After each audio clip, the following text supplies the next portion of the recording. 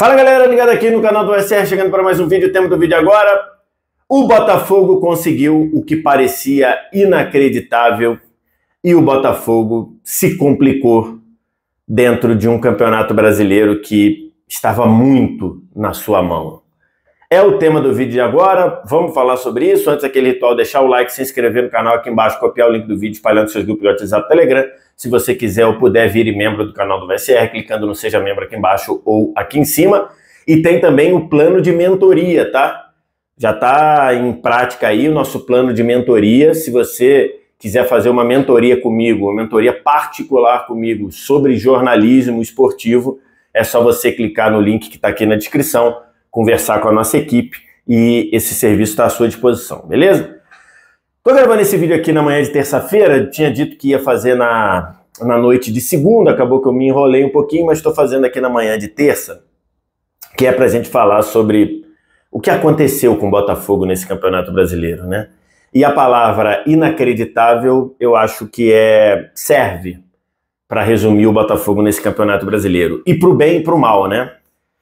Porque tão inacreditável quanto o Botafogo chegar na 35ª rodada, na terceira colocação do campeonato, não dependendo mais de si para ser campeão brasileiro, tão inacreditável quanto isso foi o primeiro turno do Botafogo, em que o Botafogo registrou a melhor campanha da história dos pontos corridos, em que o Botafogo conseguiu ganhar seus 10 jogos disputados em casa, num Botafogo que virou do primeiro para o segundo turno com 13 pontos de vantagem para a galera que estava na segunda posição. Isso por si só já foi inacreditável. E a forma como esses 13 pontos viraram pó, e hoje o Botafogo está atrás de Palmeiras e de Flamengo, também é inacreditável. Para a gente fazer esse vídeo aqui, a gente tem que pontuar algumas coisas, né? A primeira, dizer que o botafoguense, o torcedor do Botafogo, se antes do início do campeonato você falasse assim para o torcedor: ó, o Botafogo não joga o campeonato e eu te garanto a terceira colocação, você fecha, você concorda? Eu tenho certeza que, não vou dizer 100%, porque 100% toda unanimidade é burra, já diria Nelson Rodrigues, mas eu diria que mais de 95% da torcida concordaria com isso. Se você pega o cenário do Botafogo antes do Campeonato Brasileiro, não era um cenário de ser campeão. O Botafogo não montou um time para ser campeão. Essa é a verdade. O Botafogo montou um time para fazer melhor do que na temporada passada, e fazer melhor na temporada passada seria ir para a Libertadores ou brigar para ir para a Libertadores nesta temporada. Isso era o objetivo do Botafogo. Mas você ser simplista, ser 100% racional nesse ponto, isso não funciona. Porque esse cenário, embora seja verdadeiro, o torcedor do Botafogo, antes do início do campeonato, aceitaria não jogar e terminar na terceira posição ou na quarta posição, mas depois da trajetória escrita, isso daí não serve para acalmar ou para deixar da vida de um torcedor botafoguense estar sendo um inferno neste momento. E acho que essa é uma analogia que eu acho boa para usar. Isso daí não serve. Dito isso, existe dentro do jornalismo esportivo, algumas polêmicas com expressões do tipo entregou, amarelou, pipocou, que eu, Vitor Sérgio, não gosto de usar. Se você procurar aqui no canal, você vê que eu raramente uso esses termos, né? Raramente uso. Pipocar eu não gosto, eu acho ruim. Eu acho que é uma coisa repleta de uma carga ali, meio que como se você não pudesse mudar isso, né? Ah, fulano é pipoqueiro, então assim, eu não gosto, né? Por exemplo, a Seleção Brasileira Feminina de Vôlei, que foi bicampeã olímpica, mais ou menos o mesmo grupo, passou anos sendo chamado de pipoqueiro, E esse time ganhou 2 medalhas, esse mesmo time ganhou 2 medalhas de ouro olímpica, uma porrando a seleção americana na final, e a outra no meio do caminho eliminando a seleção da Rússia, que era o grande problema, né? Que era o grande trauma da seleção. Então, assim, elas não eram pipoqueiras, né? Elas faltava trabalho para possibilitar elas ganharem. Então eu não gosto de usar esses termos, tá? Mas tem muita gente que acha que é obrigação do crítico, que é obrigação de quem opina, de quem avalia, usar esse tipo de termos em alguma situação. Eu não gosto de usar, mas acho que está muito claro aí que esse time do Botafogo, quando foi obrigado a dar resposta, não estava preparado para dar resposta. Esse time, ele teve seguidas situações, esse grupo, seguidas situações em que ele teve a chance de dar a resposta e ele não conseguiu. E ele mostrou que não estava pronto, mostrou que não estava maduro, mostrou que não estava qualificado para dar esse tipo de resposta, né? E isso começa numa trajetória ali de muitos culpados, né? Por exemplo, e aí a gente tem que voltar lá no começo dessa história, que é a derrota para o Flamengo, por 2-1 no Newton Santos, que foi o primeiro jogo em que o Botafogo perdeu jogando em casa, jogando no seu estádio, e que ali o técnico do time na ocasião, o senhor Bruno Lage, simplesmente pediu demissão numa atitude completamente estapafúrdia, desproporcional, uma atitude ridícula, uma atitude que, na minha visão, cheguei a falar sobre isso, para mim era motivo de demissão naquele momento. Se eu sou diretor do Botafogo, eu falaria, eu não vou aceitar o seu pedido de demissão, não vou. Agora tá, não aceitei, beleza? Não aceitei. E agora eu tô te mandando embora. Porque você trazer uma carga, uma pressão, fiz vídeo sobre isso aqui, esse momento do Bruno Lage, eu acho que ali estava mostrando que tinha problema. Depois, quando você tem uma sequência de situações com o próprio Bruno Lage, você demora para mandar o Bruno Lage embora, e quando você manda, você traz um treinador que é interino, que é comissão técnica permanente, mas que tem uma rejeição gigantesca dentro do clube e dentro da torcida. Não sei com os jogadores, me parece que com os jogadores até o Lúcio Flávio tinha um ótimo trânsito, ou pelo menos teve durante um tempo. E aí você toma essa decisão, os jogadores têm uma influência muito grande para demitir o Bruno Lage, e no que eles acertaram, acho que até o Bruno Lage foi demitido depois do que deveria, mas os jogadores fazem a carga ali para ter o Lúcio Flávio. Essa é uma decisão ruim, e a gente podia saber disso, dado o nível de rejeição que o Lúcio Flávio tinha dentro do Botafogo, dentro da torcida, e dadas as experiências anteriores do Lúcio Flávio como treinadores, que não foram boas. Então você tem aí. Depois, você tem a direção do clube indo buscar em erros de arbitragem, e a maioria deles não foram erros, falei muito sobre isso aqui. Inclusive, no patético relatório que o John Textor contratou da empresa, a empresa não cita o que é provavelmente o único erro de todos esses que o Botafogo reclama. A expulsão do Adrielson, o Botafogo reclama, não foi erro. Os gols do Flamengo no jogo contra o Botafogo, em especial o primeiro gol, não foi erro. A anulação do gol do Diego Costa contra o Atlético na Arena MRV, não foi erro. O Botafogo foca nesses 3 que não foram erros, foram acertos. E o maior erro não está nem no relatório, que foi o gol de mão do jogador do Cuiabá. Isso não está no relatório. Isso foi um erro claro, um erro específico. Oi. Desbloqueei novos ataques no novo jogo do Miles Morales. Olha, se você pressionar o quadrado, o inimigo ele vai pra cima. Aí você aperta o triângulo e você vai pra perto do inimigo. Aí você aperta quadrado. Você dá soco. Tipo aquele boneco do Brawl Stars que puxa e mata? Sim. Tá. Não é que você... mas no caso, o Homem-Aranha, ele vai... ele que vai, tá certo. E também tem se você pular e dar quadrado, você dá uma voadora no inimigo. Caraca, maneiro. E também, se quando você acabar de gravar aqui, eu vou jogar lá. Se você apertar R1, quadrado e X, você dá um soco, você pula pra cima e dá um soco de raio no chão, que dá dano em vários inimigos. Tá. E também eu descobri uma coisa muito roubada. Se a arma do inimigo for atirar de muito de longe, você aperta triângulo, que você puxa a arma pra você. Ah, maneiro. Daqui a pouco eu vou lá jogar. Vou lá jogar com você. Se você ficar apertando triângulo, é roubado, porque aí você fica atacando canteiro. Você se puxa, e isso dá um dano. Né? Boa. Então, retomando aqui, o lance do gol de mão contra o Cuiabá, que inclusive eu fiz vídeo aqui no canal, não estava no relatório. Pelo menos no relatório que eu vi, não estava.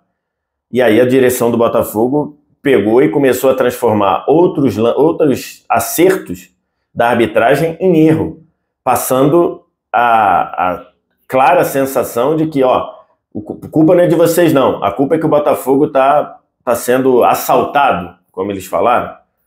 Uma postura muito ruim. Então, assim, direção tem muito erro nessa conta dessa derrocada do segundo turno, que é uma derrocada inacreditável, como eu falei.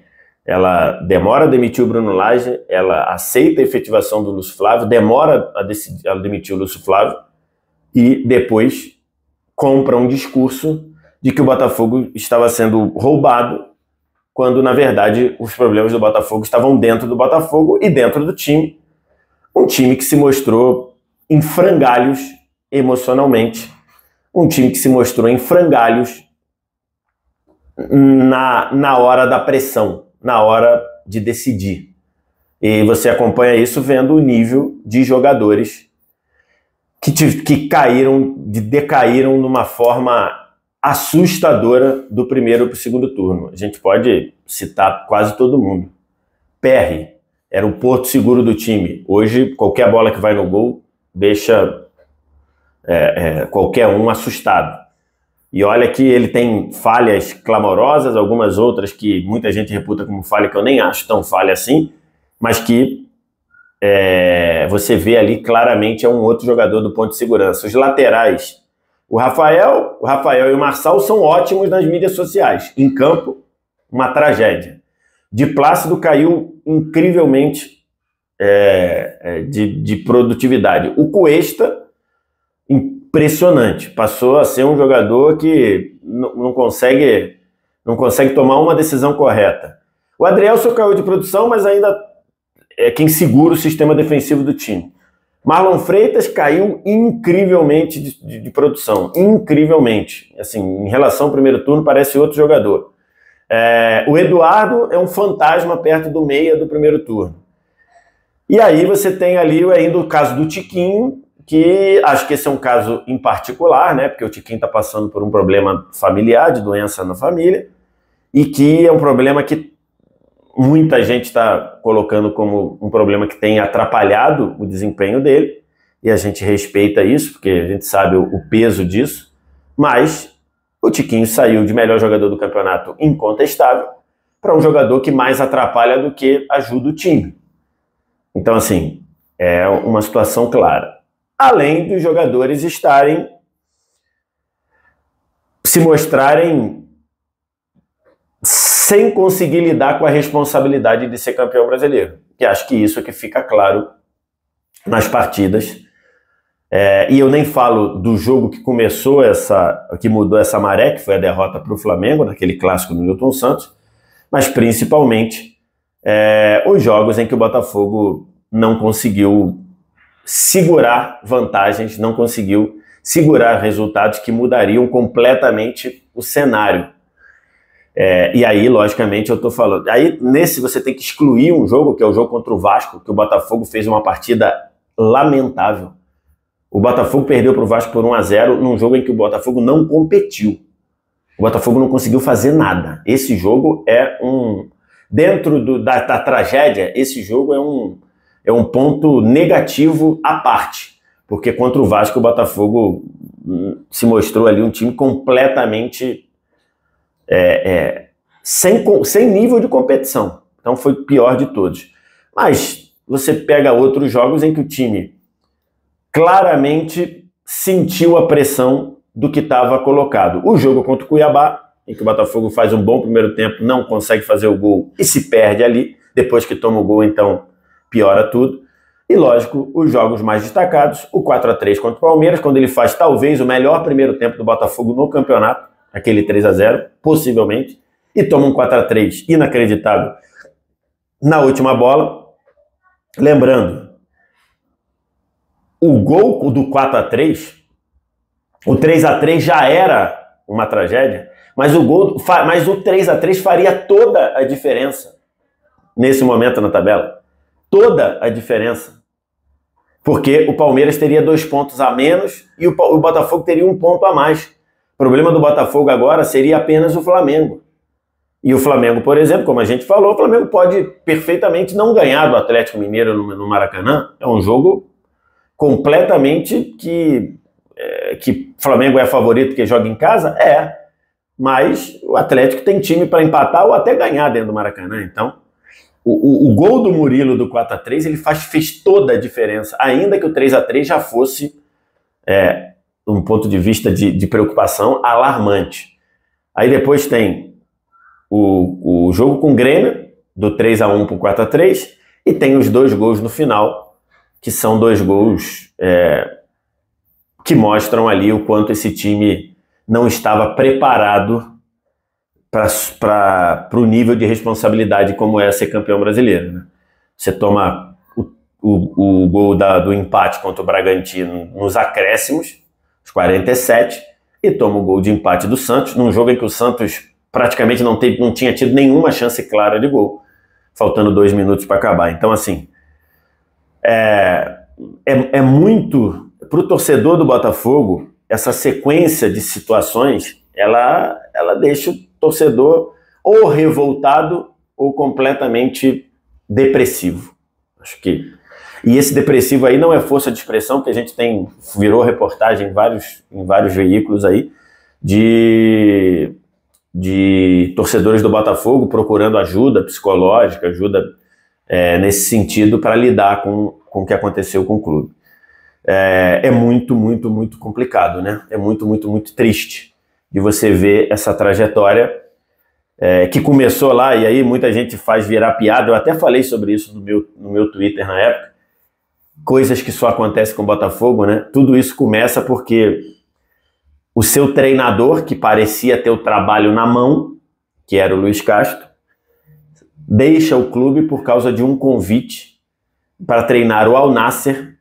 Beleza? O dinheiro fez diferença? Lógico que fez. Ninguém está dizendo aqui que se fosse para ganhar 50 mil reais o Luiz Castro iria. Não iria. O dinheiro fez um impacto grande, mas o convite nasce porque o Cristiano Ronaldo, e isso é um fato, o Cristiano Ronaldo pede para você ir buscar esse treinador. Então, assim, coisas que só acontecem com o Botafogo. Mas depois da saída do Luiz Castro, o Botafogo conseguiu abrir 13 pontos de vantagem. E esses 13 pontos viraram pó porque esse time não estava preparado, não estava... digamos, esse time não estava pronto para a responsabilidade de ser campeão brasileiro. E o pior é que ainda pode ser, né? Eu não acredito, mas matematicamente o Botafogo ainda pode ser campeão brasileiro. Mas eu não acredito, acho difícil que isso aconteça, dado o cenário do campeonato. É isso que eu tinha para falar do Botafogo. Quero te ouvir o que você tem a dizer, diz aqui embaixo nos comentários. O resto é ritual, like, se inscreve no canal, copia o link do vídeo, espalha nos seus grupos de WhatsApp e Telegram. Se você quiser ou puder, vire membro do canal do SR, clicando no Seja Membro aqui embaixo ou aqui em cima. Obrigado demais pela audiência, valeu, tchau.